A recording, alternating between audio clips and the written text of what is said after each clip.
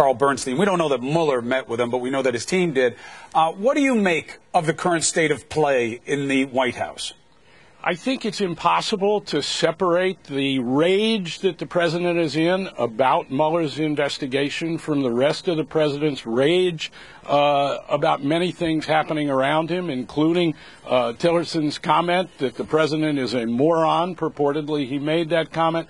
And what there is a sense of, people I talk to in the White House and Republicans on Capitol Hill, is that the wheels are coming off this presidency and in the White House, that there is an attempt by those closest to the president, especially Kelly, especially the military leaders, to try and constrain the president from his own inclinations to say wild things, to act irresponsibly. It's almost as if there's a protectorate around the president. He's constantly complaining, going into rages about the investigation, about disloyalty among his aides. It's an extraordinary situation, unlike anything I've seen in 50 years in Washington. The protectorate around the president preventing from chaos. If you ask Republican Senator Bob Corker, let's listen to this.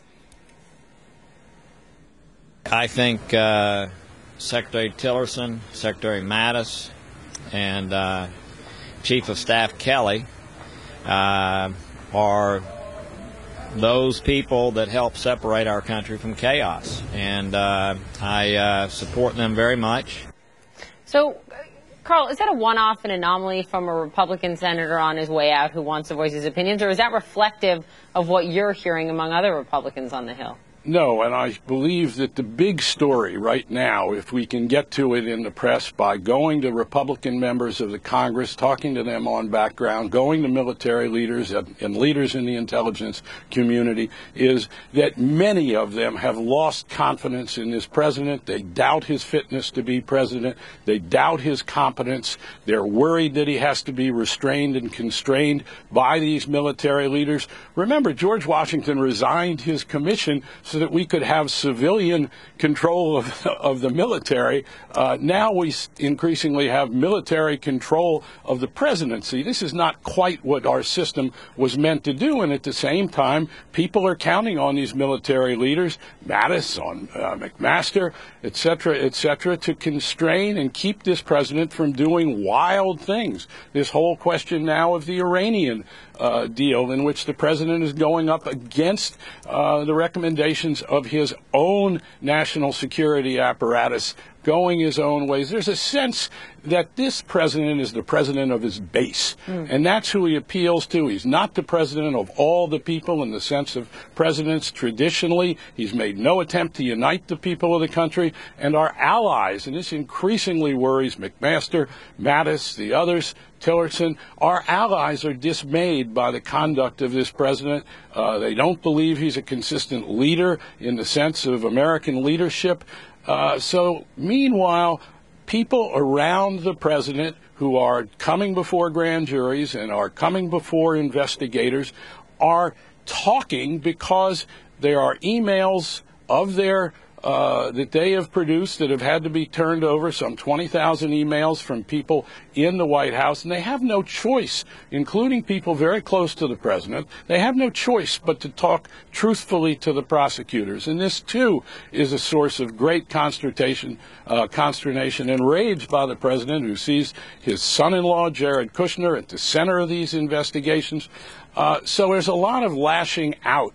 And meanwhile, the work of the presidency is not being done in the traditional sense. We have many appointments that haven't been filled. We've never seen this kind of chaos in a presidency before. We've seen difficult 100 days, difficult first 6 months. Bill Clinton's was disastrous in some ways. This is different because it goes to the character and competence, a feeling that the President of the United States, including among those on the White House staff, may be unfit for the office. Carl, quickly, he says it's your fault.